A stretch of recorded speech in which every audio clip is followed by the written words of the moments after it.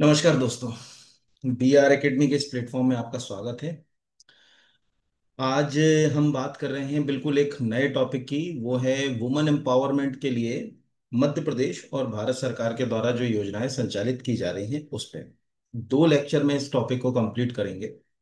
और आप ये मान के चलिए कि अगर वुमेन एम्पावरमेंट रिलेटेड कोई भी योजना, चाहे वो एमपीपीएससी का प्री हो, मेंस हो, फूड सेफ्टी ऑफिसर हो, ट्रांसपोर्ट इंस्पेक्टर हो, या व्यापम का कोई एग्जाम हो, ठीक है, पुलिस कांस्टेबल का एग्जाम हो, कोई भी एग्जाम हो, वुमेन एम्पावरमेंट से रिलेटेड योजना इससे बाहर नहीं आएगी, ये मैं आपको प्रॉमिस कर रहा हूँ।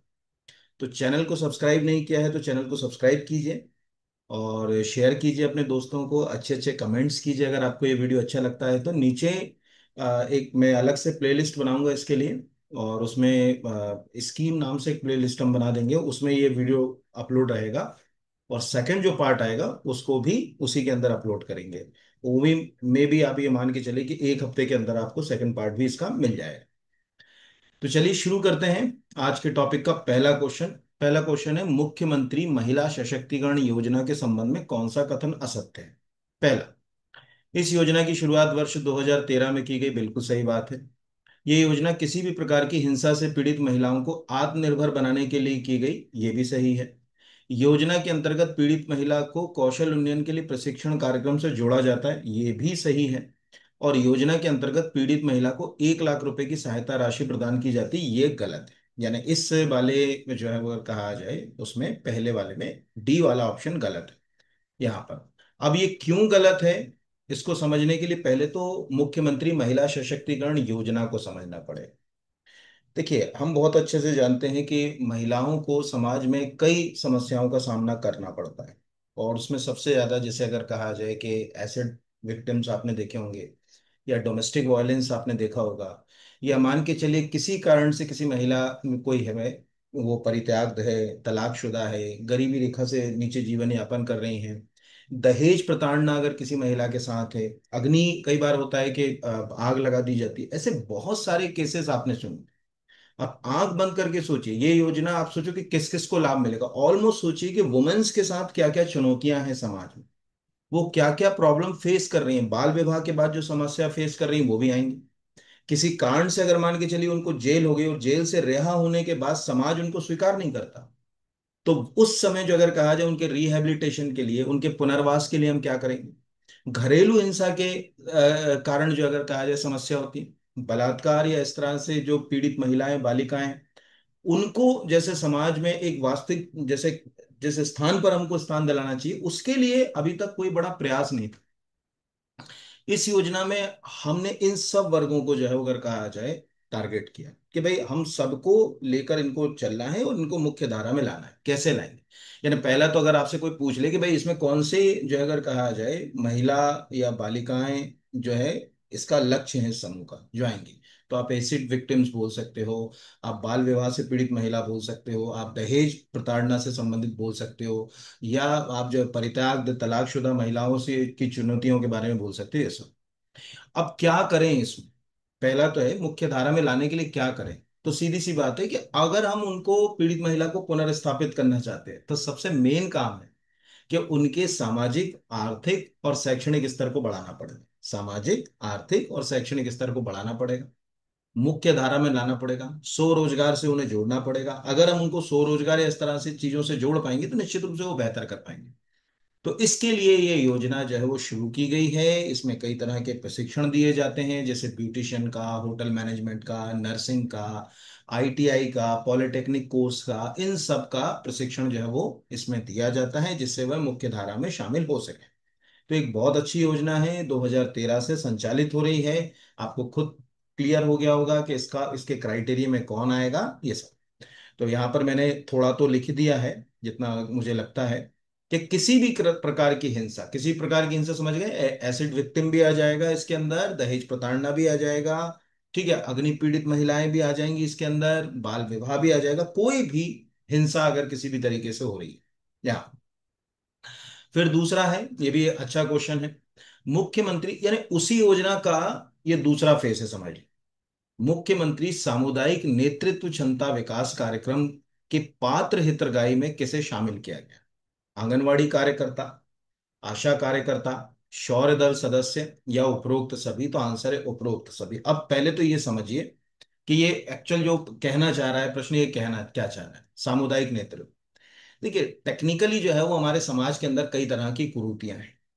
उन कुरीतियों को दूर, जैसे बाल विवाह ही एक कुरीति है, ठीक है, हम कोशिश करते हैं कि बाल विवाह नहीं होना चाहिए। दहेज प्रथा भी अपने आप में एक प्रकार की कुरीति है।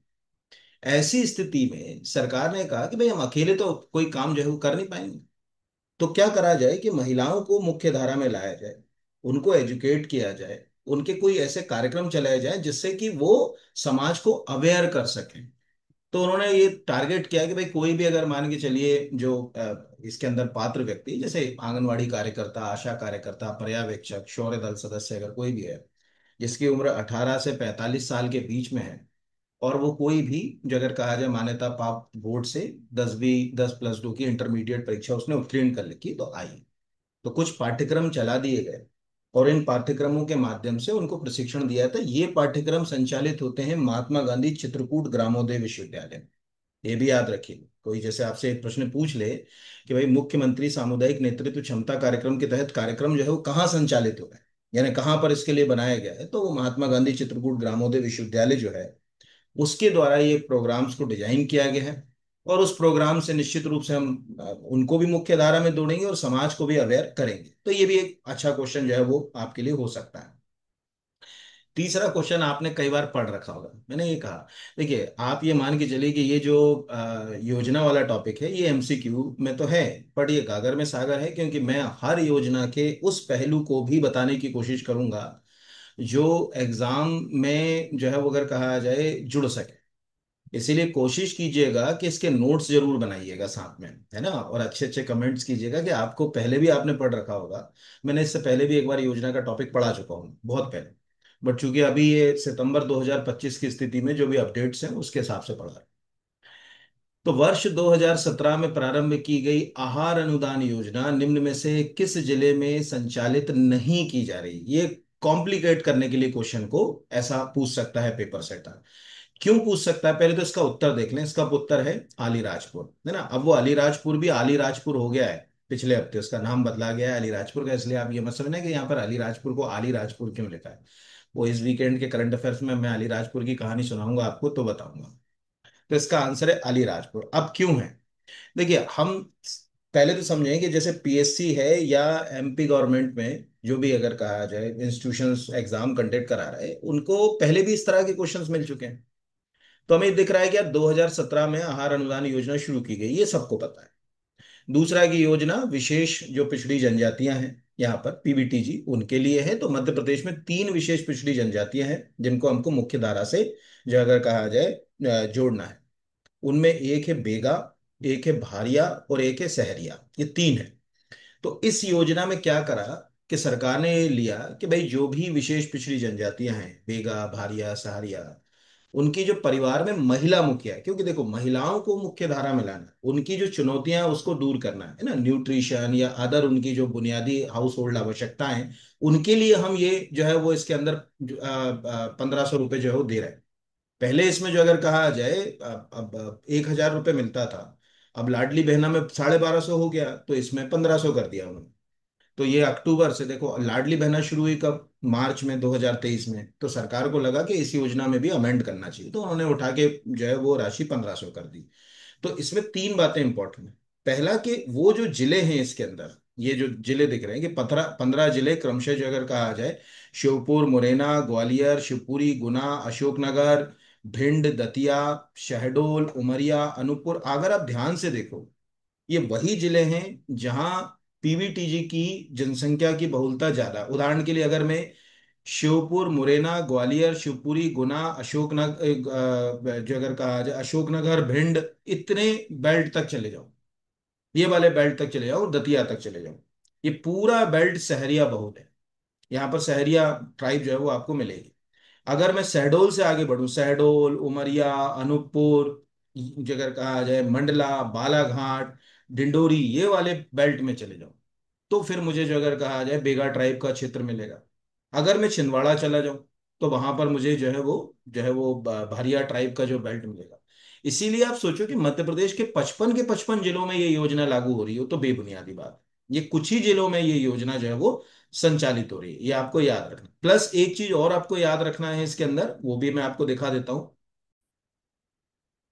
और इसमें जो याद एक और लाइन जो है अगर कहा जाए याद रखना है, कि चूंकि देखिए हम जो योजना की बात करें आहार अनुदान 15 जिलों में है, बेगा भारिया सहरिया ट्राइब्स के लिए।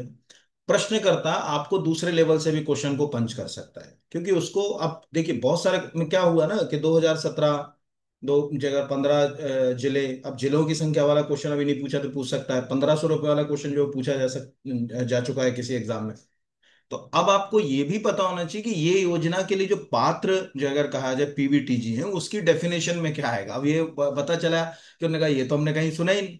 तो आज ऐसी जनजातियां, या ऐसे अगर कहा जाए कि समूह जो प्री एग्रीकल्चर लेवल की टेक्नोलॉजी, यानी कि जो पुरानी तकनीकें थी, जस्ट लाइक अगर हम बात करें शिफ्टिंग कल्टीवेशन जिसको कहा जाता है, वैसी तकनीकें प्रयोग कर रहे हैं, या लिटरेसी लेवल उनका बहुत कम है, या आर्थिक रूप से जो अगर कहा जाए कि उनके अंदर पिछड़ापन बहुत ज्यादा है, या उनकी जनसंख्या लगातार जो अगर कहा जाए कम हो रही, इन चार क्राइटेरिया को फुलफिल करने वाली जो ट्राइब्स हैं उन्हें हम पीवीटीजी के नाम से जानते हैं। ये आपको दिख रहा होगा पीवीटीजी। और इसमें अगर हम मध्य प्रदेश का देखें तो मध्य प्रदेश की तीन है, हालांकि जब भी गवर्नमेंट ऑफ इंडिया की पीवीटीजी लिस्ट आती है उसमें मध्य प्रदेश और छत्तीसगढ़ को एक साथ लिंक करते हैं वो लोग, तो टोटल जो है वो वहां पर आपको जो है वो लिस्ट में ज्यादा दिखते हैं। तो आप तो एमपी के हिसाब से भारिया को याद रखिएगा, बेगा को याद रखिएगा, और सहरिया को याद रखिएगा, है ना। ये आप जो है वो हिल कोरबा, और जो अगर कहा जाए अबूझ माड़िया, ये मत याद रखिएगा, ये छत्तीसगढ़ के हिसाब से। तो इस हिसाब से ये क्वेश्चन अच्छा है, कुछ ना कुछ इसमें से जो है वो बन सकता है। अगला है उदिता योजना के संबंध में निम्नलिखित में से उदिता योजना का संबंध निम्नलिखित में से किस एक से। महिलाओं के आर्थिक सशक्तिकरण, महिलाओं के मासिक धर्म के दौरान साफ सफाई, व्यक्तिगत स्वच्छता, सुरक्षित साधनों के बारे में जागरूकता, बाल विवाह के खिलाफ जन समुदाय की मानसिकता में सकारात्मक बदलाव, या उपरोक्त सभी। तो टेक्निकली देखिए, पहले तो समझ लीजिए जो उदिता योजना शुरू करी थी मध्य प्रदेश सरकार, वो मेनली जो है अगर कहा जाए जो उसका उद्देश्य था वो ये था कि जो मासिक धर्म के समय जो चुनौतियां होती हैं, देखिए आज भी अवेयरनेस की कमी है समाज में। आप सोचिए कि पैडमैन जैसी मूवी अगर आपको बनाना पड़ रही है समाज को अवेयर करने के बाद, देश की स्वतंत्रता के बाद, और आश्चर्य की बात तो देखिए कि जिन विषयों के ऊपर समाज को खुलकर बात करना चाहिए उन विषयों के ऊपर जो है वो हम संकोच करते हैं। आप कभी देखिए कि एक बच्ची जब मेडिकल स्टोर पर जब पैड लेने के लिए जाती है, तो मेडिकल स्टोर वाला उसको बकायदा कागज में लपेट कर काली पन्नी में देता है। मतलब हम कितना पीछे की ओर सोच रहे हैं, समाज कितना तेजी से आगे बढ़ रहा है। जिन विषयों पे खुल के बात की जाए जिससे कि कम से कम जो चुनौतियां हैं, मासिक धर्म के दौरान अगर सैनिटेशन ना हो, हाइजीन ना हो, तो बहुत सारे चैलेंजेस जो है वो उससे होते हैं। ठीक है, कई बार यूटीआई इन्फेक्शन वगैरह जो अगर कहा जाए आदि हो जाता है, और उससे समस्याएं होती है, लेकिन घरों में बात ही नहीं होती है, तो प्रॉब्लम्स जो है वो फेस होती हैं। इन सब को कैसे जो अगर कहा जाए इस पे बात की जाए, इसके लिए जो है वो मध्य प्रदेश सरकार ने जो है वो उड़ीसा योजना को जो है वो शुरू किया था। अभी भी है, हालांकि जो है वो इसमें बहुत सारी चीजें हैं कि आंगनवाड़ी वगैरह को पैड भी दिए जाते हैं, लेकिन लोगों को पता ही नहीं होते। आपको आश्चर्य, आप कभी कोई ग्रामीण समुदाय से हो तो आंगनवाड़ी कार्यकर्ताओं को कहा गया है कि भाई वो फ्री में पैड और ये सब चीजें जो उपलब्ध कराए, लेकिन चूंकि लोगों तक सूचनाएं हैं ही नहीं, तो वो उसका चीजों का जो है वो कोई कहीं भी किसी को बेच दिया, कर दिया, बहुत सारी चीजें हो रही। हम ये नहीं कह रहे। तो इस सब से जो अगर कहा जाए इसके लिए जो है वो ये योजना को शुरू की गई है। आप जिस भी जिले में हैं उस जिले की वेबसाइट से भी आप उदिता योजना के बारे में आसानी से जो है वो पढ़ सकते हैं। वहां पर जैसे आप सिंपल अगर कोई, जैसे आपको आपके जिले में क्या हो रहा है इसमें, तो आपको सिंपल टाइप करना है उदिता योजना। ठीक है, और उसके बाद कोई भी जिला, जैसे अगर मैं सपोज बैतूल की बात करूं, है ना, तो यहाँ पर मैंने यहाँ पर तो आपने ये टाइप कर दी, तो आपको जिले का लिंक आ जाएगा ये। तो ये जिले का लिंक ऑफिशियली खुल गया है। लिखा हुआ है उदिका योजना के अंतर्गत किशोरियों के मासिक धर्म स्वास्थ्य को बढ़ावा देने दिया जाता है। ये योजना किशोरियों के पोषण और स्वास्थ्य संबंधी मुद्दों विचार के मंच के लिए तैयार के लिए कार्यक्रम को करती है। उदिता योजना के अंदर मासिक धर्म संबंधी स्वास्थ्य को बढ़ावा दिया जाता है, और डैश डैश डैश बाकी तो जो है वो दिख ही रहा है।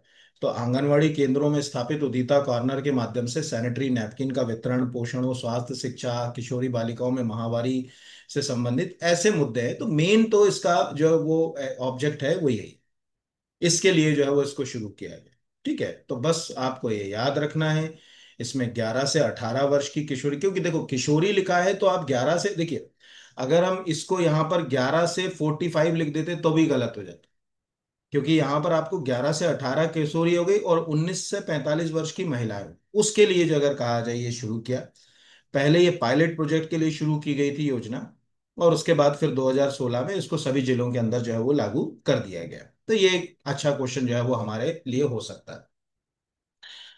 अगला क्वेश्चन भी बहुत इंपॉर्टेंट है। महिला बाल विकास मंत्रालय भारत सरकार के द्वारा मिशन शक्ति योजना किस तिथि को प्रारंभ की गई? 1 अप्रैल 2022, 1 अप्रैल 2023, 1 अप्रैल 2024, 1 अप्रैल 2025, है ना? तो इसका आंसर है 1 अप्रैल 2024। अब ये है क्या, ये समझिए।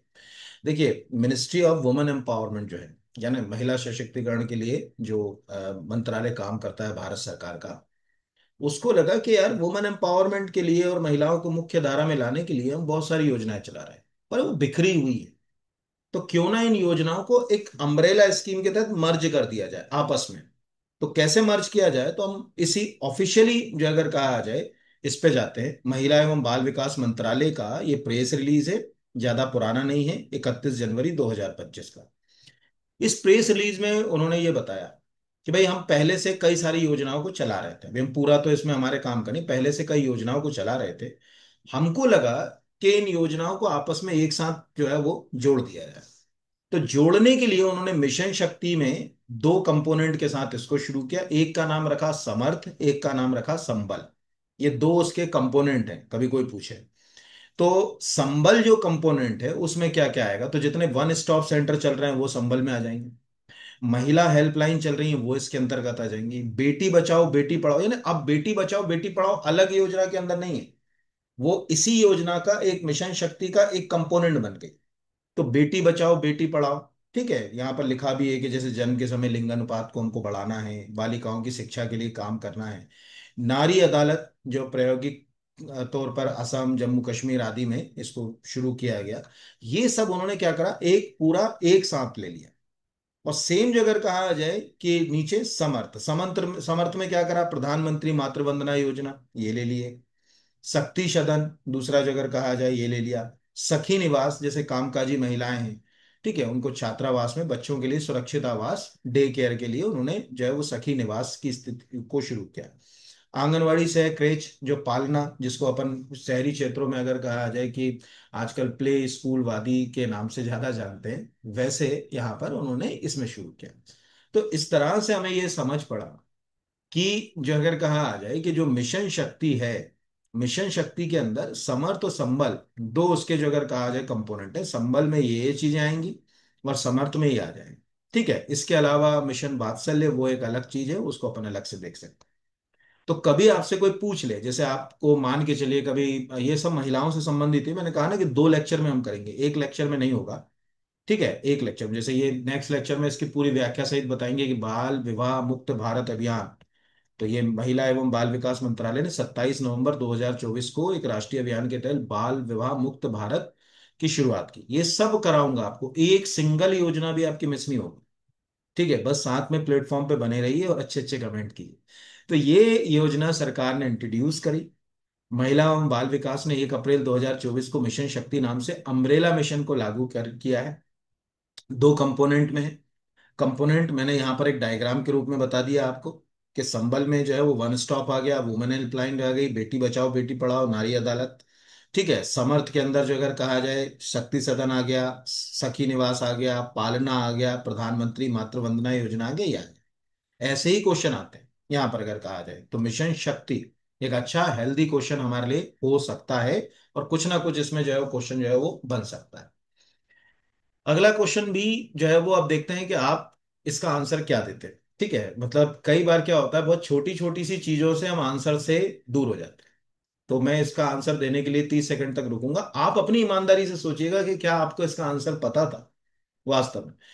मुख्यमंत्री लाडली बहना योजना के संबंध में कौन सा कथन है सत्य? पहला, योजना का उद्देश्य महिलाओं को आर्थिक स्वावलंबन, उनके स्वास्थ्य और पोषण स्तर में सुधार करना, ये पहला पॉइंट हो गया। दूसरा, योजना में 1 जनवरी 1956 से के पश्चात परंतु 1 जनवरी 2000 तक जन्मी मध्य प्रदेश की स्थानीय निवासी समस्त जो है वो विवाहित महिलाएं जो है वो पात्र हैं। ठीक है। तीसरा हो गया, योजना के लिए परिवार की सम्मिलित जो अगर कहा जाए रूप से वार्षिक आय 2.5 लाख रुपए से अधिक नहीं होना चाहिए। चौथा, योजना अंतर्गत पात्र महिलाओं को डीबीटी के माध्यम से 1250 रुपए की मासिक वित्तीय सहायता प्रदान की जाएगी। अब आप बताओ, आप में से कितनों को समझ पड़ा कि इसमें से कौन सा गलत है? ठीक है, मतलब जैसे मैं रुक गया तो आपने क्या, अब चूंकि यही होता है, लाइव क्लास होती तो आप कमेंट कर देते, ठीक है कोई बात नहीं, लेकिन अभी भी आपके पास मौका है। तो इसका आंसर बी गलत है। अब बी क्यों गलत है, इसको समझने के लिए हम इसके सॉल्यूशन पे जाते हैं। ये कहानी है 1 नवंबर 1956 की नहीं है। आप में से बहुत सारे लोगों ने शायद ये ध्यान ही नहीं दिया होगा 1961 वाला क्लॉज। इसमें लिखा है कि योजना में 1 जनवरी 1961 के पश्चात परंतु 1 जनवरी 2000 तक जन्मी मध्य प्रदेश की स्थानीय निवासी समस्त विवाहित महिला, इसमें वो विधवा, तलाकशुदा, परित्यक्त महिलाओं को भी काउंट कर रहे हैं। ये तीनों भी आ जाएंगी। हो सकता है कि पेपर सेटर यही दे दे कि इनमें से कौन पात्र है यहां पर या कौन पात्र नहीं है। वर्ष 2023 में आवेदन हेतु पात्र होंगी। योजना के अंतर्गत ऐसी महिलाएं अपात्र होंगी जिनके परिवार की सम्मिलित रूप से वार्षिक आय 2.5 लाख रुपए से अधिक है। योजना के अंतर्गत पात्र महिला को डीबीटी, डीबीटी यानी डायरेक्ट बेनिफिट, कैश कुछ नहीं मिलेगा, एक क्लिक दबाया सरकार ने और उस एक क्लिक के ऊपर जो है आपको पूरा पैसा आपके अकाउंट में क्रेडिट हो गया। उसको अपन डायरेक्ट बेनिफिट ट्रांसफर के नाम से जानते हैं। तो योजना के अंतर्गत प्रत्येक पात्र महिला को डीबीटी के माध्यम से प्रति माह 1250 रुपए की मासिक वित्तीय सहायता प्राप्त होगी। ये पात्र महिलाओं को सामाजिक सुरक्षा पे, अब ध्यान समझिए, ऑलरेडी अगर कोई महिला जो इसके एलिजिबल क्राइटेरिया के अंदर आ गई कि भैया एलिजिबिलिटी आ गई उसकी, लेकिन वो पहले ही गवर्नमेंट की किसी योजना का लाभ रही, जैसे सामाजिक सुरक्षा पेंशन योजना, जिसमें 600 रुपए की जो है वो पेंशन राशि मिलती है हर महीने, तब ऐसी स्थिति में जो है वो 1250 रुपए नहीं मिलेंगे, वो 600 माइनस करके 650 रुपए मिलेंगे। ये आप याद रखना, नहीं तो सोचें कि तीन योजनाओं का लाभ ले रहे हैं तो तीनों में अलग अलग मिल जाए, नहीं। तो यहाँ लिखा है कि उस स्थिति में 650 रुपए की राशि मिलेगी, जिससे कुल राशि 1250 हो जाएगी। ये भी आप याद रखिएगा, प्रश्नकर्ता ये पूछ ले कि भाई जो है वो सामाजिक सुरक्षा पेंशन योजना की पात्र महिलाओं को लाडली बहना योजना के तहत कितनी राशि दी जाती है? 1250, 1000, 650, 600। अब दिमाग खराब हो गया, क्या पूछ लिया इसने, हमने तो 1250 ही रट रखा है और हमने तो 1250 पढ़ रखा है। तब कंफ्यूजन जो है वो क्रिएट होता है।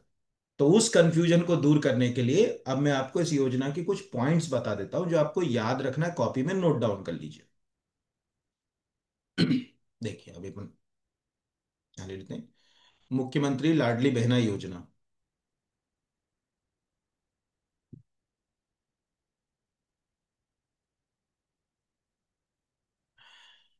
पॉइंट के लिए हम चले गए इस ऑफिशियल वेबसाइट के ऊपर। सबसे पहले तो हमने इस पॉइंट को पढ़ा, ध्यान से समझिएगा, जो चीज मैं बता रहा हूं वो सब काम की है इसमें, कि मध्य प्रदेश में महिलाओं और बच्चों के स्वास्थ्य और पोषण तथा उनके आर्थिक स्वावलंबन हेतु विभिन्न योजनाओं का क्रियान्वयन किया जा रहा है। उसी संदर्भ में जो अगर कहा जाए ये योजना है, तो इससे महिलाओं और बच्चों के स्वास्थ्य, पोषण और आर्थिक स्वावलंबन को बढ़ावा मिलेगा, पहला। दूसरा, वो ये लिख रहे हैं, ये मैं आपको ऑफिशियली भी दिखाऊंगा, कि जो राष्ट्रीय परिवार स्वास्थ्य सर्वेक्षण, इसके बाद अभी छठवा आया नहीं है ना, अभी यही चलेगा आपको अगले 1 साल तक। राष्ट्रीय परिवार स्वास्थ्य सर्वेक्षण यानी नेशनल फैमिली हेल्थ सर्वे 2020-21, 2019-21 भी पढ़ते हैं इसको, के अनुसार 23% जो मध्य प्रदेश की महिलाएं हैं वो उनका बॉडी मास इंडेक्स कम है, मतलब जो मानक होना चाहिए उससे भी कम है, यानी उनको प्रॉपर न्यूट्रिशन नहीं मिल रहा है। ये फूड सेफ्टी ऑफिसर के एग्जाम में 100% क्वेश्चन आ रहा, और कांस्टेबल वाले एग्जाम में भी 100% आ रहा। दूसरा, राष्ट्रीय परिवार स्वास्थ्य सर्वेक्षण के अनुसार 15 से 49 वर्ष आयु की महिलाओं में एनीमिया का स्तर 54.7%। अब आप सोचिए कि अगर ये मेरा वीडियो 100 बच्चे देख रहे हैं और उसमें मान के चलिए 50 बच्चियां मेरा ये वीडियो देख रही हैं, तो अगर मैं इन आंकड़ों के हिसाब से देखूं तो उन 50 बच्चियों में से औसतन 25 बच्चियां एनेमिक हैं। तो आप चिंतित हो जाइए बेटा। अगर आप लोगों में से कोई भी गर्ल्स है ना, तो पहले तो अपने अच्छा लीफी वेजिटेबल्स खाने की आदत डालिए। फॉलिक एसिड जो नेचुरल सप्लीमेंट्स हैं, फॉलिक एसिड टैबलेट्स तो मिलती हैं बाजार में, बट नेचुरल सप्लीमेंट्स हैं just like leafy vegetable, nuts.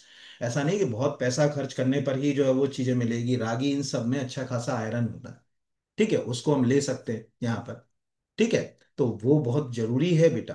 ठीक है, ये आप याद रखिएगा। और ये मैं ये नहीं कह रहा है, ये ऑफिशियल गवर्नमेंट ऑफ इंडिया की जो वेबसाइट है उस पे है। मैं आपको इसका रोक कर मैंने यही बोला, मेरे साथ एक बहुत बड़ी प्रॉब्लम है कि मैं अधजल गगरी तो पढ़ा ही नहीं पाता। जैसे कोई बोले ना वन लाइन में, आप जो आजकल आपको वो ज्यादा पसंद है, एक लाइन देखा आंसर, एक लाइन देखा आंसर, एक लाइन देखा, और एग्जाम वाला उससे बाहर निकल गया।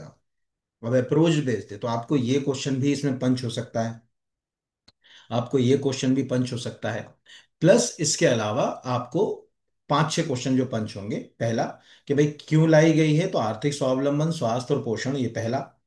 दूसरा, कि हितग्राही, तो जो मैंने क्या कहा कि योजना के अंदर ये 1 जनवरी, यही प्रश्न मैंने इसमें गलत करा है, 1 जनवरी 1961 के पश्चात, परंतु 1 जनवरी 2000 तक जन्मी, जो अगर कहा जाए, महिलाएं इसमें पात्र होंगी। तीसरा, क्या आय की कोई सीमा है? बिल्कुल, 2.5 लाख रुपए से ज्यादा आय नहीं होना चाहिए परिवार की सम्मिलित, ये ध्यान रखिए। ठीक है, फिर जो अगर कहा जाए आयकर दाता इसमें पात्र नहीं होगा, ये आप याद रखिएगा। क्या अविवाहित महिलाएं इसमें आवेदन कर सकती? नहीं, केवल विवाहित, तलाकशुदा, विधवा और परित्यक्त महिलाएं, यहाँ पर सेपरेशन हो गया, जो डिवोर्स नहीं लिया पर पति पत्नी अलग अलग रह रहे हैं, वो महिलाएं इसके लिए पात्र हैं। क्या शासकीय सेवा में कार्यरत? नहीं, यदि आवेदकर्ता कोई भी सदस्य भारत सरकार, राज्य सरकार या किसी भी जगह पात्र है, तो वो इसके अंतर्गत पात्र नहीं होगा। ऐसे इसमें बहुत सारे पॉइंट्स हैं। यहाँ पर योजना अंतर्गत परिवार का आशय है पति पत्नी और उन पर आश्रित बच्चे, जिनकी समग्र, मैं आपको एक और चीज बता दूं, आप सब में से जिनकी शादी नहीं हुई है, उनकी परिवार की डेफिनेशन में उनके माता पिता के साथ वो सम्मिलित हैं। अगर आपकी शादी हो गई है, ये भी ध्यान रखिएगा, तो आपके माता पिता आपके परिवार की डेफिनेशन में कानूनी रूप से शामिल नहीं है। ये आप ध्यान रखिएगा। जैसे आपका हेल्थ इंश्योरेंस है, तो विवाह के बाद हेल्थ इंश्योरेंस में आप और आपके अगर 5 बच्चे भी, मैं कहता हूं, तो भी पात्र हैं। बट आपके माता पिता उस हेल्थ इंश्योरेंस में नहीं, अलग से उनको पॉलिसी लेना पड़े, ये आप ध्यान रखिएगा। जैसे इसको ऐसे समझिए, कोई व्यक्ति डिफेंस में है, तो जब तक उसके बेटे और बेटी की शादी नहीं होती, तब तक वे उसके परिवार की परिभाषा में आते हैं। उसको मिलने वाली समस्त सुविधाएं, ठीक है, को वो उपयोग करते हैं, चाहे वो हेल्थ हो या अदर। बट जैसे ही उनके बेटे बेटी का विवाह हो जाता है, तो ऐसी स्थिति में वो जो सुविधाएं होती हैं वो उनसे हट जाती हैं। जैसे मान के चलिए, कोई व्यक्ति डिफेंस में, उसकी बेटी का विवाह हो गया, तो सोचे कि अपने पिता के हेल्थ इंश्योरेंस का वो लाभ ले ले, तो नहीं ले पाएंगे। ये भी एक नॉर्मली कॉमन सेंस के लिए यहाँ पर। तो इस तरह से समग्र आईडी पर माता पिता और आश्रित बच्चे इसमें आते हैं। दूसरा जो मैंने बताया, कि सबसे बड़ा जो चुनौती प्रश्न, पूर्ण प्रश्न इसका है, उसको मैं थोड़ा सा आपको 2 मिनट के लिए दिखा देता हूं, तो आप वो भी देख लीजिए कि कम से कम आपको याद रहे। पूरा तो नहीं, लेकिन जो काम का वो तो दिखाई देता हूं। अब आपके सामने स्क्रीन पर है नेशनल फैमिली हेल्थ सर्वे 5 की रिपोर्ट। पूरी रिपोर्ट अभी हमारे काम के लिए, हम सोचेंगे पूरी रिपोर्ट अभी हम यहाँ पढ़ लें, वो हमारे लिए बिल्कुल पॉसिबल नहीं। लेकिन जो अभी इस योजना से लिंक हो रही है, उस योजना तक का तो हम कम से कम इसमें जो है वो पढ़ ही लें यहाँ पर। तो इस योजना में सबसे पहले तो हम जो स्वास्थ्य संबंधी बात हो रही है उसको देखें, तो यहाँ पर आपको एक शॉकिंग आंकड़ा देखने को मिलेगा। पहला, वो आप कॉपी में लिख सकते हैं यहाँ पर, कि woman age 20 to 24 married before age of 18 year. यानी इन्होंने सर्वे किया, कि ऐसी सभी महिलाओं का सर्वे किया जिनकी उम्र 20 से 24 साल की है। उनसे पूछा गया, क्या आपकी शादी 18 वर्ष से पहले हो गई?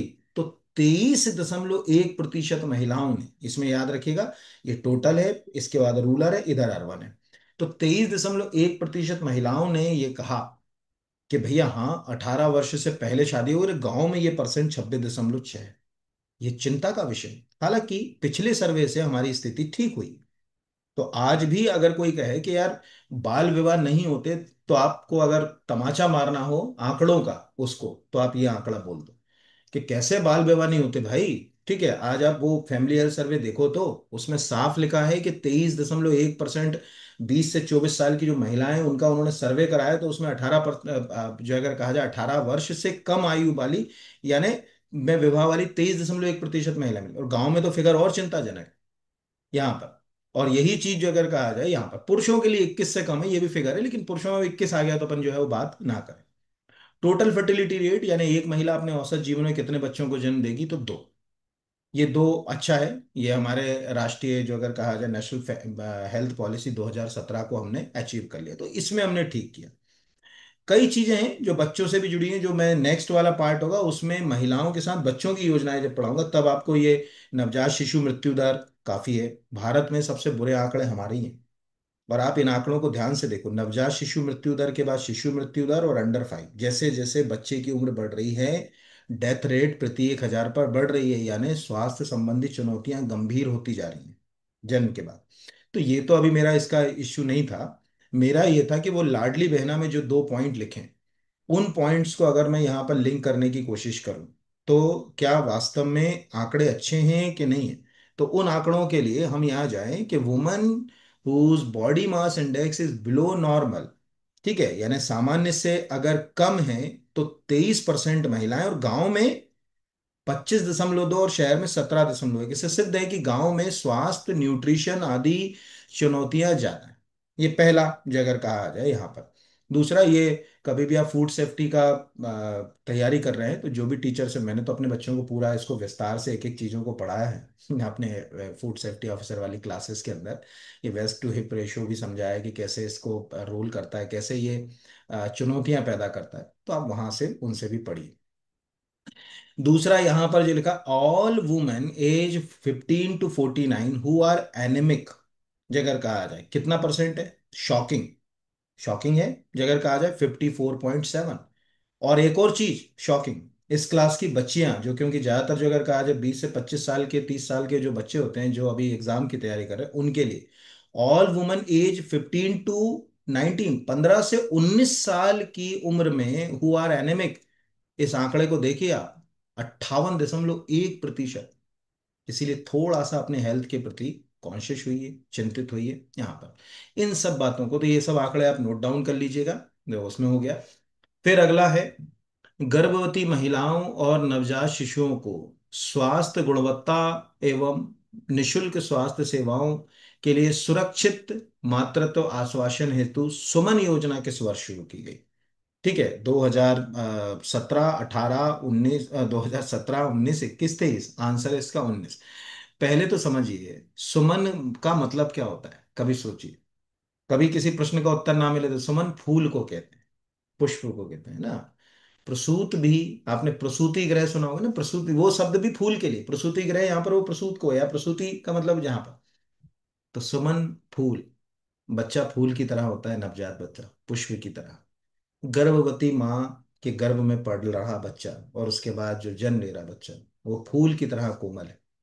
उसके स्वास्थ्य का हमको बहुत ज्यादा ध्यान रखना पड़ेगा, गर्भ में पल रहे बच्चे का। और उस गर्भवती महिलाओं का मतलब सीधी सी बात है कि गर्भवती महिलाएं तो पहली चिंता जो अगर कहा जाए सरकार किसकी कर रही है, वो जो गर्भ में पल रहा बच्चा उसकी कर रही है। उसके लिए जो अगर कहा जाए हमने क्योंकि देखिए सुरक्षित मातृत्व आश्वासन हमने पढ़ लिया सुमन, लेकिन आखिर क्यों योजना को शुरू करने वाले ने लॉजिकली सुमन शब्द प्रयोग किया होगा, वो और भी कुछ कर सकता था, पर क्यों किया होगा ये एक बड़ा प्रश्न है। तो वो इसीलिए क्या है, आप इसको समझ लीजिएगा। तो ये क्वेश्चन जो है वो आपके लिए बहुत इंपॉर्टेंट है, एग्जाम में आ सकता है। इस तरह के क्वेश्चंस एग्जाम में कई बार जो है वो पूछे जाते हैं, तो आप याद रखिएगा। तो कभी जैसे कोई पूछ ले, तो माँ और बच्चों के स्वास्थ्य को बेहतर करने के लिए सरकार ने सुरक्षित मातृत्व आश्वासन यानी सुमन, यहाँ पर अगर कहा जाए, को शुरू किया। वो लिखा है, in initiative to zero preventable mental and newborn death, यानी जो नवजात शिशु मृत्यु दर है उसको हमको किसी भी स्थिति में जीरो पर लेकर आना है। और इसमें कई सारी चीजें हैं, यहाँ पर जीरो टॉलरेंस है। उसको अगर कोई सुविधा नहीं मिल रही तो तुरंत एक्शन लो, तुरंत। अगर कोई अधिकारी या कर्मचारी, तुरंत करो सस्पेंड, तुरंत एक्शन लेना चाहिए। ऐसे बहुत सारे जो अगर कहा जाए इसके अंदर पैरामीटर्स हैं, कभी हम जब अगली योजनाओं में करेंगे तो उसमें भी हम इस पे बात करेंगे यहाँ पर। फिर अगला है मुख्यमंत्री कन्या विवाह योजना में 15 मई 2000, अब ये नए संशोधन लागू हो गए 15 मई 2025 के नए संशोधन के अनुसार विवाह की 4 तिथियों में किसे शामिल नहीं किया गया, बसंत पंचमी, अक्षय तृतीया, रामनवमी, या देवउठनी ग्यारस या तुलसी विवाह यहाँ पर? तो आंसर इसका रामनवमी इसमें शामिल नहीं है, बाकी तीन शामिल हैं। तो क्या है, पहले तो देखिए, 1 अप्रैल 2006 को हमने मुख्यमंत्री कन्या विवाह या निकाह योजना, फिर उसको बाद में इसमें निकाह योजना भी जुड़ गई, तो आज तो हम कन्या विवाह और निकाह योजना दो के हिसाब से उसको जोड़ के देखते हैं। ये योजना हमने शुरू करी।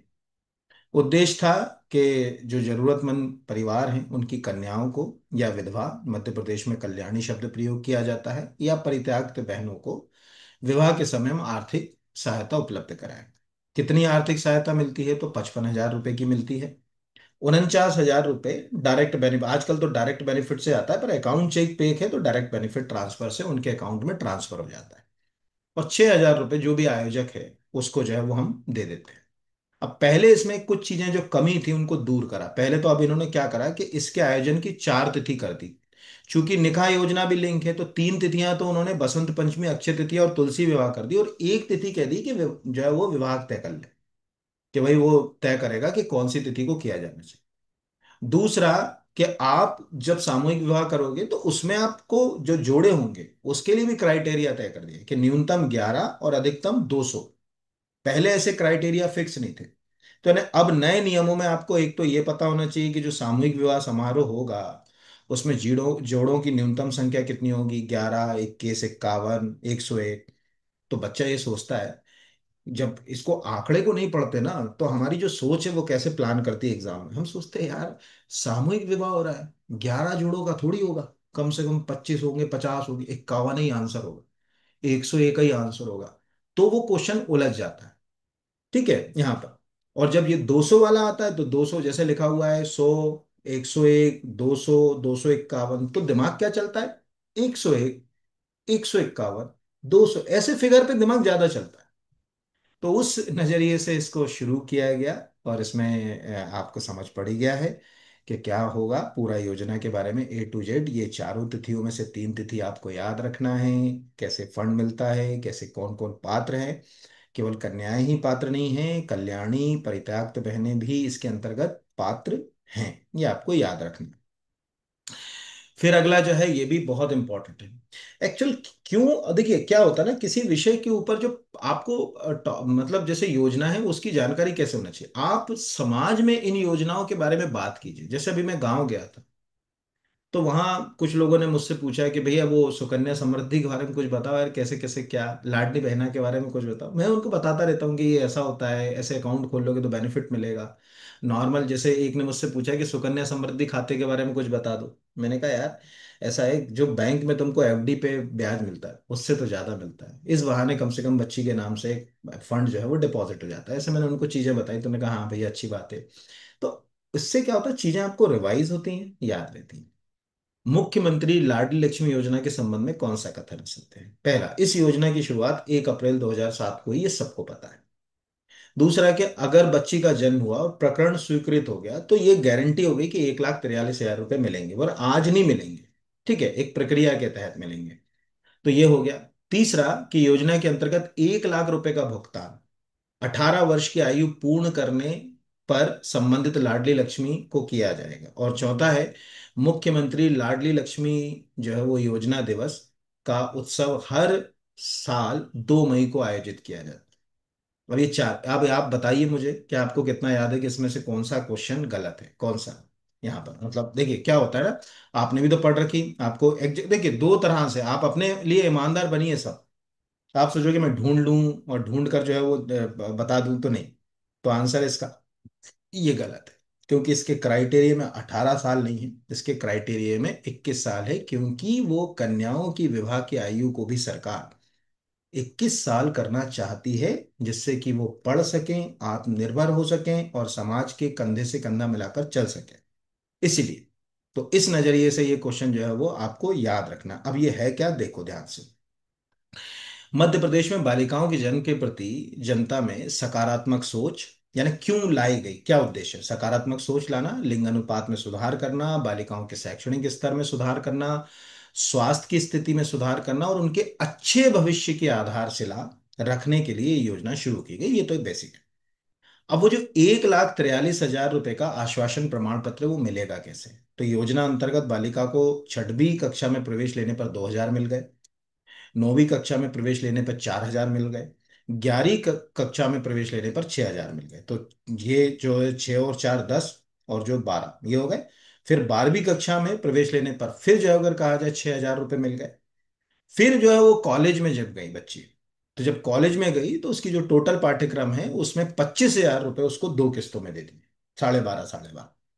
इस तरह से यहाँ हो गई। और फिर बचा हुआ जो अमाउंट आप अपना बच रहा है, और वो अमाउंट 21 साल, अब यहां समझिए, ये इंपॉर्टेंट है। योजना के अंतर्गत 1 लाख रुपए का भुगतान 21 वर्ष की आयु पूर्ण करने पर संबंधित लाडली लक्ष्मी को किया जाएगा, बशर्त है हितग्राही बालिका कक्षा 12वीं की परीक्षा में सम्मिलित हो चुकी हो। उन्हें ये भी नहीं लिखा कि पास हो चुकी हो, उन्होंने ये भी लिखा कि भाई बच्ची को आप पढ़ा रहे हो, ऐसा नहीं कि आपने जो है वो, जो अगर कहा जाए कि 10वीं के बाद उसकी पढ़ाई छोड़ दो। हमारा उद्देश्य तो ये है कि उसको आर्थिक रूप से सशक्त नहीं करना, उसको सामाजिक रूप से और आत्मनिर्भर बनाना है, कि कम से कम खुद के पैरों पे खड़े हो, कि एक उद्देश्य के लिए नहीं है केवल।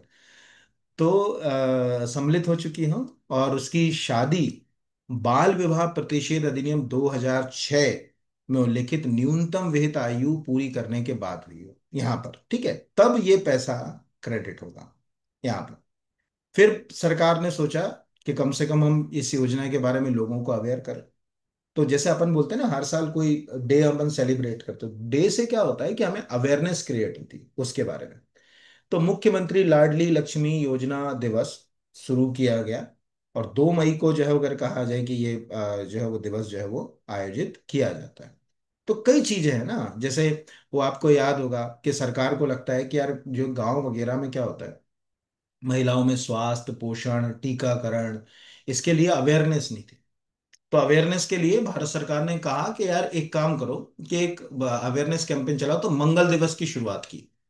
मंगल दिवस, अब ये जो मंगल दिवस था, ये अगर कहा जाए सब जगह होता है, मध्य प्रदेश में भी होता है और भारत के दूसरे राज्यों में भी होता है। तो उसमें क्या करा जाता है, मंगल दिवस में हम अवेयर करते हैं।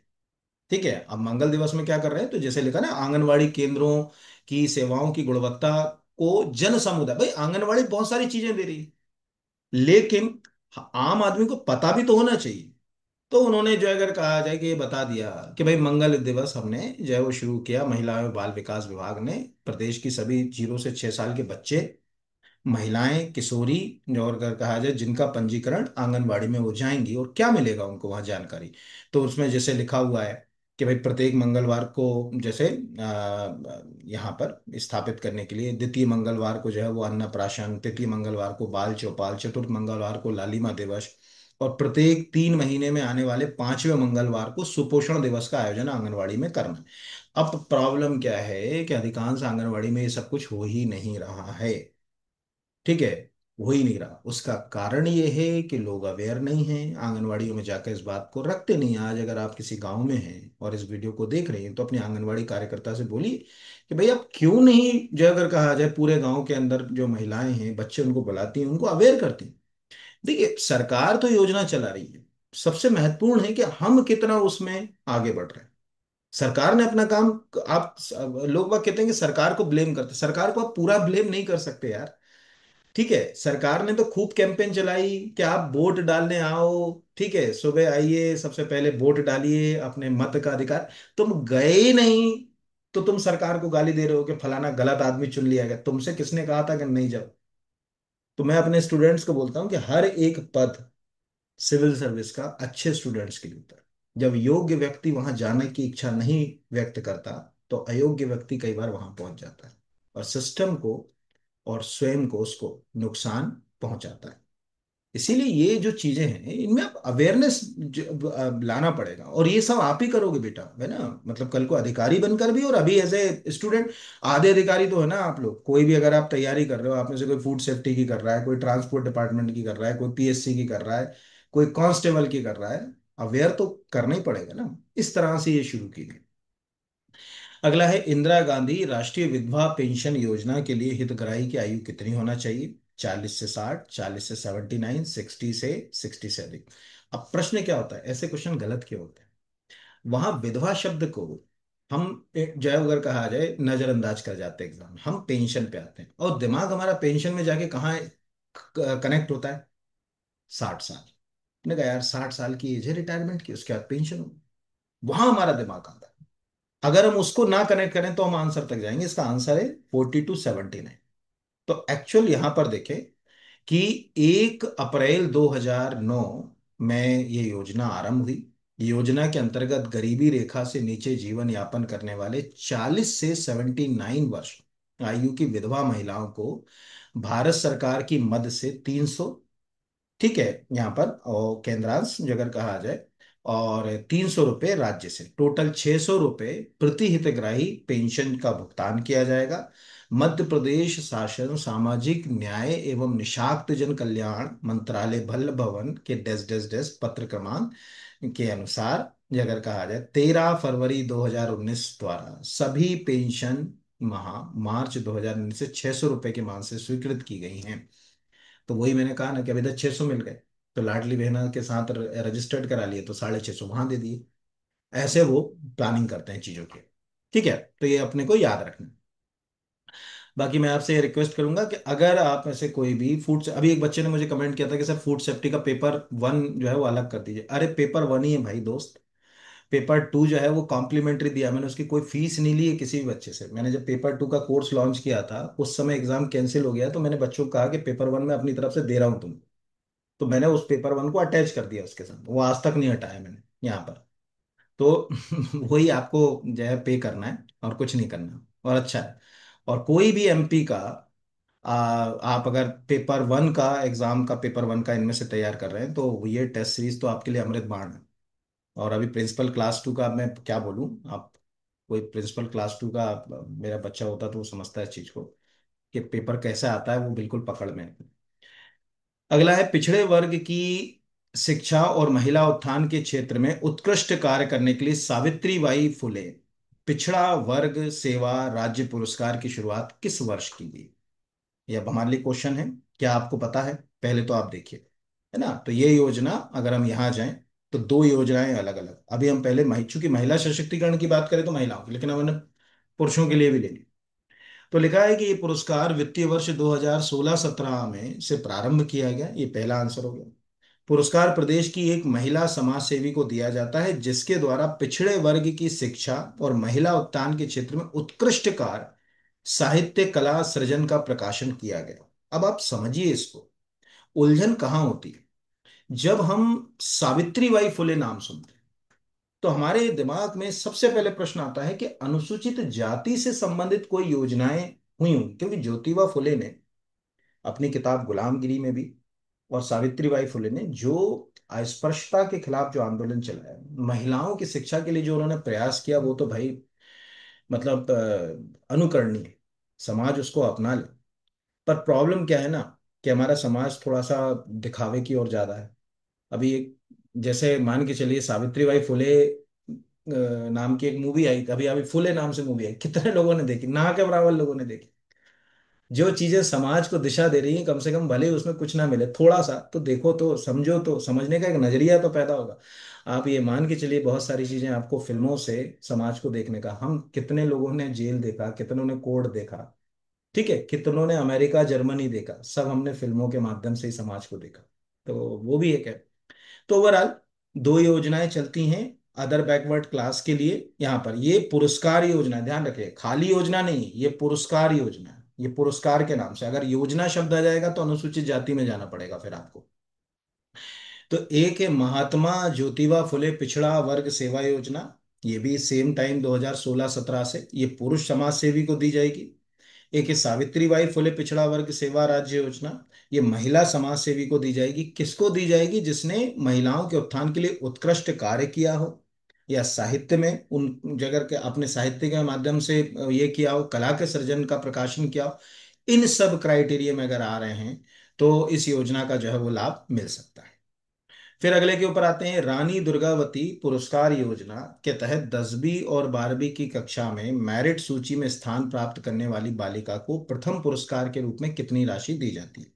1,51,000, 25,000, 21,000। आंसर है का 51,000। इसको आप समझें, दो योजनाएं चल रही हैं, ठीक है, जनजातीय समुदाय के लिए।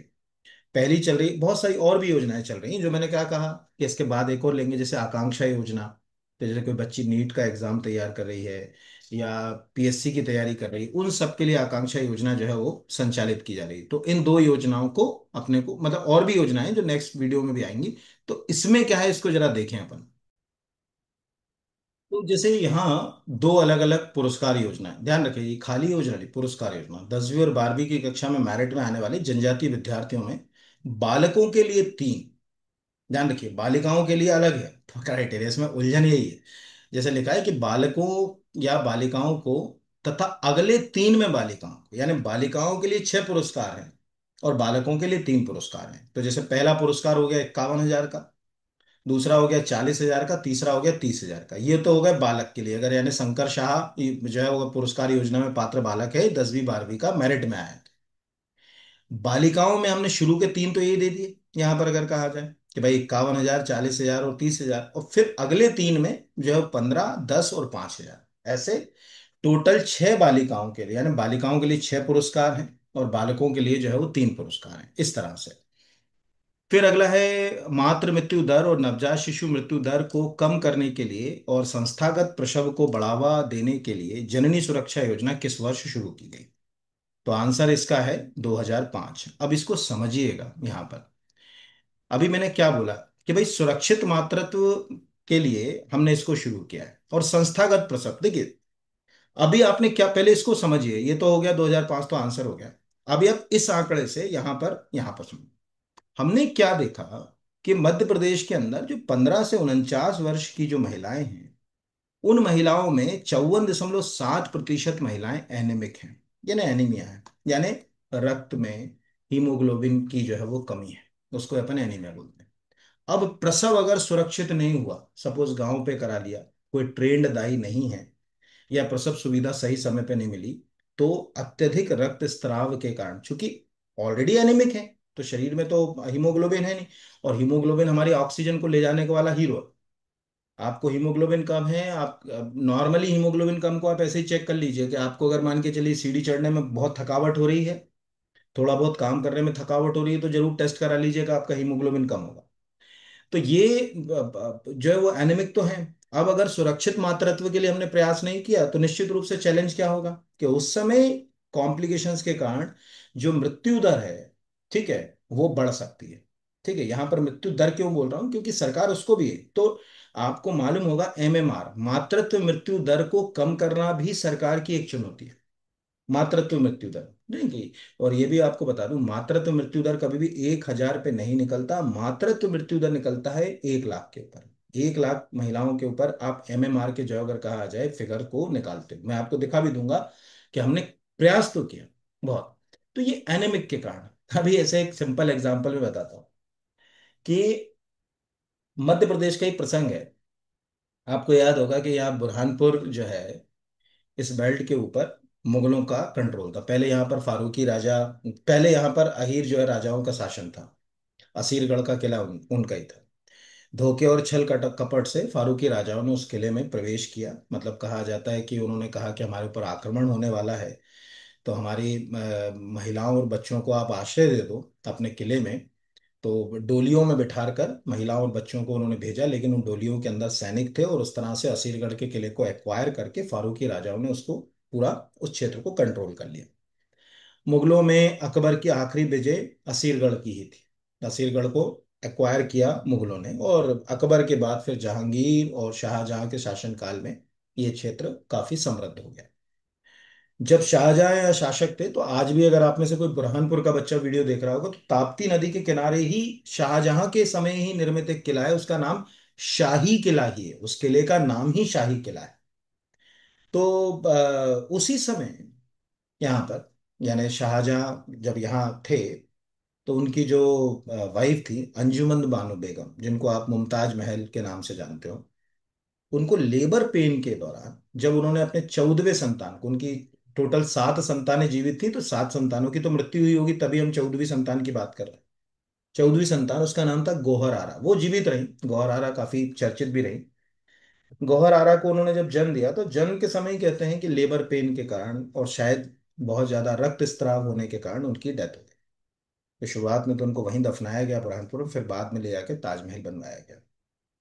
तो टेक्निकली अगर कहा जाए कि शाहजहां ने ताजमहल तो बनवाया, उसके साथ अगर उस समय विज्ञान इस तरह का होता कि उसको ये पता होता कि उसकी वाइफ की डेथ इसलिए हुई कि अगर कहा जाए रक्त स्राव हो गया, तो शायद उस समय भी वो महिलाओं की स्वास्थ्य चिंताओं के ऊपर काम करते हुए कुछ इतिहास में ऐसा कर जाता कि हम आज पढ़ रहे होते कि शाहजहां पहला ऐसा शासक था जिसने अपने शासनकाल में साम्राज्य के अंदर सभी गर्भवती महिलाओं के स्वास्थ्य के लिए प्रशिक्षित, जो अगर कहा जाए अब आयुर्वेद वाले या दाई या इसकी व्यवस्था की, उनके खान पान के लिए उसने अलग से एक विभाग स्थापित किया।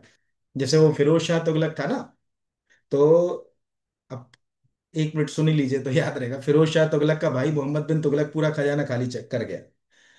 तो फिरोज शाह तुगलक ने सोचा कि अब क्या करूं, तो जितने बंदी थे, बंदियों को ट्रेंड किया। उसने कहा इनको स्किल्ड करो, इन्हीं से पैसा कमाएंगे अपन। तो उसने दीवाने बंदगान नाम का एक डिपार्टमेंट ही शुरू कर दिया। सबसे ज्यादा बंदी या गुलाम जो कहा जाए वो फिरोज शाह तुगलक के शासनकाल में थे आजम। तो ये जो योजना है इसको आप समझिए कि आप उसको लिंक करिए कि आज एनीमिक स्थित अगर आप बच्चों में देखेंगे 6 से 59 मंथ के बच्चे के अंदर, तो 72.7%। कितना चैलेंजिंग है मध्य प्रदेश में, सोचिए कितना चैलेंजिंग है ये। प्रेग्नेंट वुमेन की अगर आप बात करेंगे तो 52.9% प्रेग्नेंट वुमेन एनेमिक हैं। तो हमारी पहली चिंता है कि भैया ये जो 52.9% जो प्रेग्नेंट वुमेन है जो एनेमिक हैं, ठीक है, जो एनेमिक हैं जिनका हीमोग्लोबिन 11 से भी कम है, उनको हम सुरक्षित अगर प्रसव दे दें, इसके लिए शुरू करा तो जननी सुरक्षा योजना। केवल देखिए क्या मैंने क्या बोला, देखिए हमेशा एग्जाम के अंदर दो तरह से होता है। एक एग्जाम की सोल होती है क्वेश्चन की। सोल मतलब आत्मा, स्पिरिट।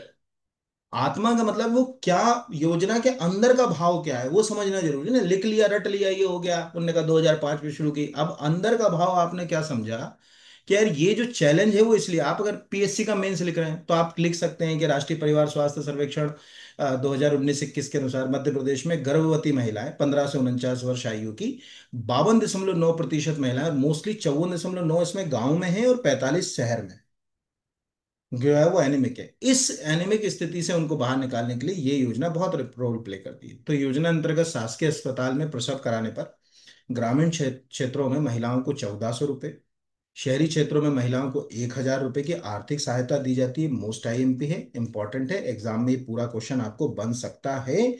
तो आपसे बहुत रिक्वेस्ट है कि आपके घर में परिवार में कोई भी बहन बेटी, ठीक है, माता कोई भी गर्भवती हैं, तो उनके स्वास्थ्य का विशेष ध्यान रखिए, खान पान का ध्यान रखिए, फॉलिक एसिड सप्लीमेंट्स को ज़्यादा यूज़ कीजिए और कुछ ऐसा प्रयास कीजिए कि उनका एनीमिक जो है वो एनीमिक ना रहे। प्लस हमेशा जो अगर कहा जाए मॉनिटर करिए कि कोई अगर कॉम्प्लिकेशन आ जाए, क्योंकि आपको कई बार जो है अगर कहा जाए कि 9 महीने से पहले भी डिलीवरी हो जाती है आजकल यहाँ पर, है ना। तो प्री मेच्योर बर्थ कहा जाता है उसको। तो वो सब चीजें इसमें आ सकती है। अगला सेम उसी से जुड़ा हुआ है, मुख्यमंत्री श्रमिक सेवा प्रसूति सहायता योजना के अंतर्गत कितने रुपए की प्रोत्साहन राशि दी जाती है। ये मध्य प्रदेश का है। तो दिख रहा है कि विभाग मध्य प्रदेश में वर्ष 2018 में नवीन योजना मुख्यमंत्री श्रमिक सेवा प्रसूति योजना शुरू की गई। इसका उद्देश्य उच्च जोखिम गर्भावस्था में की शीघ्र पहचान, सुरक्षित प्रसव, गर्भवती और शिशु के जन्म के उपरांत टीकाकरण को समुचित करना, महिलाओं और शिशुओं के स्वास्थ्य वर्धन व्यवहारों को प्रोत्साहन हेतु 16,000 रुपए की प्रोत्साहन राशि देना। यह आप लिख लीजिए, पूरा आ सकता है। कब शुरू की गई ये आ सकता है, कितना प्रोत्साहन राशि मिलेगी ये आ सकता है, ठीक है, टीकाकरण आदि जो है अगर कहा जाए ये भी आ सकता है। वो डिपेंड करता है कि प्रश्नकर्ता जो है वो क्या पूछे। अगला क्वेश्चन भी बहुत इंपॉर्टेंट है। मध्य प्रदेश में संचालित मां अभियान निम्नलिखित में से का कौन सा उद्देश्य है। शीघ्र और अन्य स्तनपान को बढ़ावा देना, यहाँ पर। दूसरा, गर्भवती और धात्री माताओं को परामर्श देना। तीसरा, स्तनपान संबंधी भ्रांतियों का पर परामर्श देना। आंसर है उपरोक्त सभी। पहले तो देखिए ये तीन है, अब इसको समझिए। हम बहुत अच्छे से जानते हैं कि बच्चे के जन्म के बाद 6 महीने तक वो केवल माँ का, जो अगर कहा जाए, दूध ही पिए। वो जो गाढ़ा हल्का पीला दूध होता है माँ का, उसको कोलेस्ट्रम कहा जाता है, ये ध्यान रखिएगा। और उससे बच्चे का इम्यून सिस्टम मजबूत होता है। अगर माँ जैसे समझिए जन्म हुआ बच्चे का और माँ को बुखार भी है, तब भी वो स्तनपान करा सकते। ये भ्रांति है कि फीवर है तो बच्चे को जो अगर कहा जाए उससे जो फीवर आ जाएगा, यही भ्रांतियां दूर करना है। इसमें जो परामर्श है और भ्रांतियां हैं जो यही भ्रांति कि बच्चा 1 महीने को और पानी नहीं पिला रहे, तुम पानी भी पिलाना चाहिए, नहीं भाई। आप इसको ऐसे समझो ना कि आंगनवाड़ी के जितने भी कार्यक्रम बच्चों के पोषण संबंधी चल रहे हैं उसमें कभी आपने जीरो सुना? जीरो नहीं सुना होगा ना। 6 माह से ही शुरू होता है पोषण। मतलब अगर कोई बाल विकास अधिकारी कह दे कि सर हम तो 0 माह के बच्चे को जो अगर कहा जाए कि पूरक पोषण आहार दे रहे हैं, तो नौकरी खा जाएगी सरकार। कि तुम 0 माह के बच्चे को कैसे देने लगे भाई? तुमको 6 माह के बच्चे को क्राइटेरिया में लाना। 0 माह का बच्चा नहीं है, 0 माह का बच्चा तो माँ के जो अगर कहा जाए दूध पर आश्रित है। तो ये जो 3 पॉइंट है, शीघ्र और अन्य स्तनपान को बढ़ावा देना, इसका सीधा सा है कि भाई जो भी वहां पर पैरामेडिकल स्टाफ है, नर्स है, जो भी है, वो ये बताएं कि स्तनपान के क्या महत्व है। बच्चे का एनीमिया जो अगर कहा जाए इम्यून सिस्टम कैसे बेहतर होता है, देखा ना इन व्यवहारों से डायरिया निमोनिया ये सब कम होता है बच्चों में। क्योंकि वो कोलेस्ट्रॉल तो अमृत है भाई। वो माँ का जो पहला गाढ़ा जो दूध है वो तो मतलब बच्चे के लिए अमृत ही माना जाता है। गर्भवती धात्रिक महिलाओं को परामर्श दें, यहाँ पर ये लिखा हुआ है। फिर जो है वो स्तनपान संबंधी भ्रांतियां भ्रांतियां बहुत है ना। तो आशा जो है कार्यकर्ताओं को कह दिया है कि भाई भ्रांतियां, अभी समाज भ्रांतियों में बड़ा जकड़ा हुआ है। समाज जो है वो भ्रांतियों में जो है अगर बड़ा जकड़ा हुआ है। भ्रांति कैसी? जैसे पुरुष कहे ना नसबंदी करा लोगे तो शरीर में कमजोरी आ जाएगी, अरे बेबुनियादी बात। तो भ्रांतियों के कारण आप खुद सोचिए, हमारा समाज कई जगह तो बड़ा उलझा हुआ है। मैं आपको एक सिंपल एग्जांपल से इसको समझाता हूँ, तो आपको भी लगेगा कि हाँ सर वास्तव में हम अभी भी पिछड़े हुए हैं। मतलब वो आंकड़ा बताएगा कि आज भी यहाँ पर लिखा हुआ है current use of family planning method, यानी कितने परिवार जो अगर कहा जाए फैमिली प्लानिंग को उपयोग करते हैं, परिवार नियोजन यानी बच्चों के बीच अंतर, या 2 बच्चे से ज्यादा बच्चे ना होने दें। अब वो ये बोल रहा है कि कोई भी मेथड अगर फैमिली प्लानिंग की किसी ने अपनाई, तो ऐसे लोगों का जो प्रतिशत है वो 71.7 है। मतलब इसमें कॉन्डम, कॉपर टी, नसबंदी, सभी तरह के फैमिली प्लानिंग के मेथड्स आ सकते हैं। बट शॉकिंग जो चीज है वो नीचे है कि अगर नसबंदी के आंकड़ों में देखें तो महिलाओं में ये प्रतिशत है 51.9। ठीक है। और पुरुषों में 0.7। यानी हमारा समाज पुरुष प्रधान समाज जो कहता है कि ना ही जो अगर कहा जाए मैं ही जो अगर कहा जाए कि पुरुष थोड़ी करेगा। ठीक है। कोई महिला अपने पति से कहे भाई आप नसबंदी लगे कैसी बात करती हो, थोड़ा उस विचार से समाज को बाहर तो निकालना पड़ेगा ना भैया। ठीक है। ये आंकड़े तब काम आते हैं, कई लोग सोचते हैं ना कि सरकार के आंकड़े कहाँ काम आते हैं, इतिहास कहाँ काम आता है। जैसे आज कोई पूछ ले कि इतिहास कहाँ काम आता है, तो वो शाहजहां की स्टोरी सुना देना कि काश, ठीक है, उसको ज्ञान होता तो आज की स्थिति कुछ और होती। तो ये कहानी निकल कर आती है। ऐसे कई सारे क्वेश्चंस हैं एग्जाम में यहाँ पर। फिर अगला है बेटी बचाओ बेटी पढ़ाओ अभियान से के तहत सुकन्या समृद्धि योजना किस वर्ष प्रारंभ की गई? तो जब ये शुरू हुआ तभी सुकन्या समृद्धि भी शुरू की गई। ये अकाउंट रिलेटेड है। तो 22, एक सेकेंड, तो 22 जनवरी 2015 को प्रधानमंत्री नरेंद्र मोदी ने बेटी बचाओ बेटी पढ़ाओ अभियान की शुरुआत की। और इस दूरदर्शी योजना में वित्तीय सुरक्षा और सामाजिक सशक्तिकरण को आपस में जोड़ने के लिए हमने सुकन्या समृद्धि योजना शुरू की। तो इसको आप 1 मिनट के लिए देखिए, मैं दिखाता हूँ। बेटी बचाओ बेटी पढ़ाओ योजना।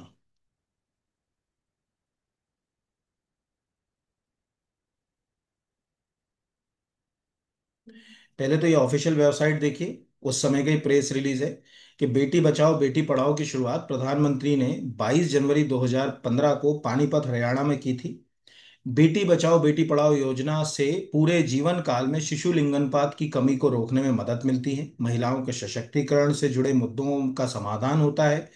यह योजना 3 मंत्रालयों द्वारा क्रियान्वित की जा रही है, महिला एवं बाल विकास मंत्रालय, स्वास्थ्य परिवार कल्याण मंत्रालय और मानव संसाधन मंत्रालय, तीनों हैं। एजुकेशन वाला काम ये देखेगा, फैमिली प्लानिंग और अन्य चीजें ये देखेंगी, और महिलाओं के स्वास्थ्य और बच्चों के जन्म के बीच के अंतर और अन्य चीजें ये देखेंगी। इस योजना में जो पीसीपीएनडीटी, आपको मालूम है कि पीसीपीएनडीटी एक बहुत इंपॉर्टेंट एक्ट है। किसी भी सोनोग्राफी सेंटर पे अगर पीसीपीएनडीटी एक्ट का स्टिकर ना लगाओ कि यहाँ जो है वो जन्म पूर्व लिंग परीक्षण नहीं किया जाता, तुरंत शिकायत कर देना, सोनोग्राफी सेंटर बंद हो जाएगा। उसको अधिकार ही नहीं है कि जो अगर कार्य करे।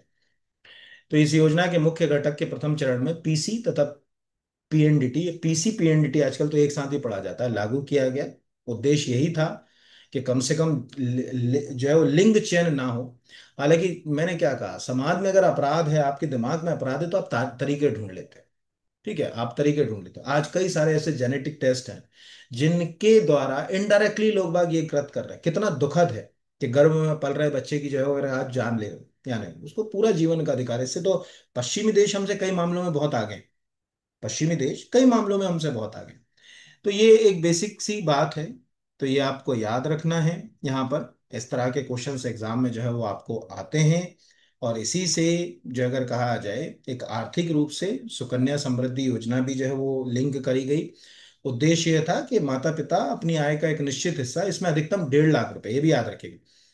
सुकन्या समृद्धि योजना, हर साल आप अधिकतम 1.5 लाख रुपए तक इसमें निवेश कर सकते हैं। और उसमें आपको एक तो इनकम टैक्स में छूट मिलेगी, प्लस इनकम टैक्स की छूट के अलावा एक और चीज जो अगर कहा जाए प्लस है कि जो इसमें रेट ऑफ इंटरेस्ट मिलेगा वो आपको नॉर्मली जो बैंक में एफडी उससे तो ज्यादा ही मिलेगा।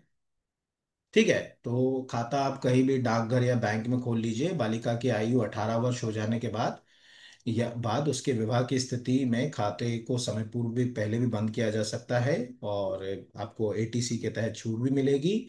आप न्यूनतम हर महीने अगर कहा जाए 250 रुपये कर सकते हो। ओवरऑल एक साल में आप अधिकतम 1.5 लाख रुपए तक इसके अंदर डाल सकते हो।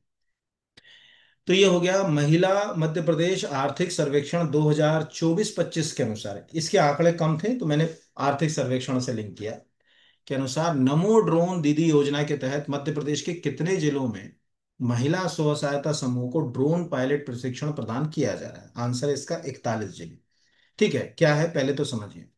तो महिलाओं को सशक्त बनाने और कृषि क्षेत्र में चुनौतियों को दूर करने के लिए मध्य प्रदेश के 41 जिलों के 69 विकास खंडों में 89 सेल्फ हेल्प ग्रुप के जो सदस्य हैं उनको अपन ड्रोन पायलट प्रशिक्षण दे रहे हैं। ये क्वेश्चन इंपॉर्टेंट है, अच्छे से लिख लीजिएगा। दूसरा, साथ ही कोई भी जो फर्टिलाइजर कंपनी है, ठीक है, जैसे हमारे यहाँ फर्टिलाइजर कंपनी में सबको मालूम है कि नेशनल फर्टिलाइजर लिमिटेड का भी एक प्लांट है यहाँ पर गुना में, विजयपुरा। इसके अलावा इफ्को नाम से भी जो है वो आपने सुना ही होगा। ये कंपनी 100% अनुदान पर ड्रोन प्रदान करेगी। इन ड्रोन का प्रयोग जो अगर कहा जाए बिना फसल को नुकसान पहुंचाए उर्वरक और कीटनाशक, एक्चुअल अभी समझिए, देखिए पहले तो उर्वरक क्या होता था, दाने के रूप, जैसे अपन यूरिया समझ ले, यूरिया कैसा मिलता था, दाने के रूप में। अब उसकी एक तो कालाबाजारी होने लगी, उसका इस्तेमाल करने लगे लोग काय में, अगर कहा जाए दूध में, यूरिया से दूध बनाने लगे। फिर यूरिया को कन्वर्ट करा सरकार ने नीम कोटेड यूरिया में, कि कम से कम ये दूध में इसका जो है वो एडल्ट्रेशन या मिलावट ना हो। फिर उसके बाद अभी सरकार ने जो अगर कहा जाए कि उसमें सुधार करा और एक नई चीज लेकर आई, नैनो यूरिया, जो पानी के जैसा लिक्विड फॉर्म में होता है। और एक और सुधार करा उन्होंने, भारत जो है वो यूरिया नाम से, यानी कि अब कंपनियां अगर यूरिया को बेच रही हैं या प्रोडक्ट को बेच रही हैं तो एक ही ब्रांड नेम के नीचे अपने प्रोडक्ट का छोटा सा ब्रांड नेम यूज करे और बेचे। बहुत सारे सुधार हुए। कभी होगा इस तरह का कोई टॉपिक, ग्रीन रिवॉल्यूशन पढ़ाऊंगा, उसमें पढ़ाऊंगा आपको ये। अगला है, लखपति दीदी की पहल से जुड़े स्व सहायता समूह के सदस्य परिवारों की वार्षिक आय न्यूनतम कितनी होना चाहिए? ठीक है, यहाँ पर तो आंसर यानी को लक्ष्य है, आप कितना उनकी आय को बढ़ाओगे, न्यूनतम, अधिकतम नहीं, वार्षिक। आंसर है 1 लाख। तो पहले इसको समझिए। इस पहल का उद्देश्य ग्रामीण महिलाओं के परिवार की आय को बढ़ाना है, बिल्कुल सही है। तो ये शहर के लिए सीधी सीधी नहीं है। आर्थिक रूप से उनको सशक्त बनाना।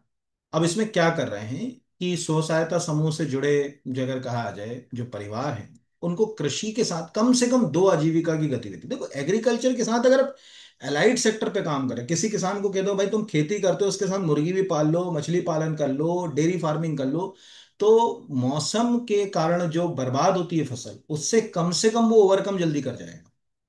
तो कृषि, पशुपालन, गैर कृषि कौशल, कौशल का मतलब है कि आपको टोकरी बनाना आता है, आपको अचार बनाना आता है, आपको पापड़ बनाना आता है, कोई भी स्किल्ड आपके पास, उससे हम जोड़ेंगे। और जोड़ने से उनकी जो मासिक आय है यहाँ पर, वो न्यूनतम जो है अगर कहा जाए 10,000 और वार्षिक आय 1 लाख रुपए या उससे अधिक किए जाने का कार्य करेंगे यहाँ पर। तो इस तरह से इसमें जो अगर कहा जाए बुनियादी जो है वो बात रखी गई। इसमें कोई ना कोई क्वेश्चन जो है वो आ सकता है। इस तरह ये पार्ट वन है। उम्मीद है कि जितने मैंने इसमें जो आपको योजनाएं बनाई, पार्ट टू में बची हुई पूरी योजनाएं, बची हुई कौन सी योजनाएं, ये जितनी योजनाएं आपको दिख रही हैं, जैसे अगर कहा जाए बाल विवाह मुक्त भारत अभियान, ये हम पढ़ेंगे। सी वॉक्स, sexual harassment and workplace के ऊपर जो सी वॉक्स है वो कैसे काम कर रहा है वो हम पढ़ेंगे यहाँ पर, ठीक है।